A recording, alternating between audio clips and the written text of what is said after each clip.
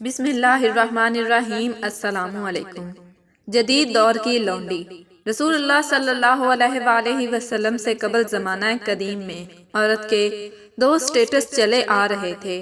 ایک باعزت خاندانی خاتون جس کے ساتھ تعلقات قائم کرنے کے لیے باقاعدہ نکاح کیا جاتا تھا، دوسری منڈیوں میں بکنے والی قابل فروخت عورت جس کو لونڈی کہا جاتا تھا۔ لونڈی کا سٹیٹس یہ تھا کہ جو بھی اس کا ریٹ لگا کر اس کو خرید لیتا وہ اس کی ہوتی اور اس کے ساتھ اس کا مالک بغیر نکاح کے تعلقات قائم کر سکتا تھا۔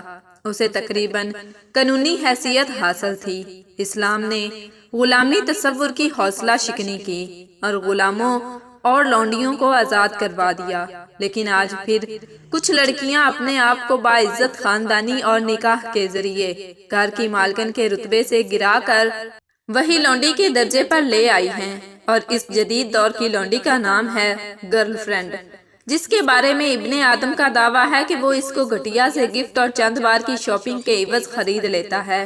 سوچنا عورت کو چاہیے کہ وہ نکاح کر کے گھر بسانا چاہتی ہے یا گرل فرینڈ بن کر کسی کے لیے ٹائم پاس بننا چاہتی ہے۔ افسوس کہ آج کل بہت سی خواتین چاہے وہ شادی شدہ ہوں یا غیر شادی شدہ اس گندے مرض میں مبتلا ہیں اور بڑی خوشی اور فخر سے کسی کی گرل فرینڈ بننا پسند کرتی ہیں۔ سخت مگر قابل غور بات ہے۔ اللہ پاک سمجھنے اور عمل کرنے کی توفیق عطا فرمائے۔ آمین۔ جزاک اللہ۔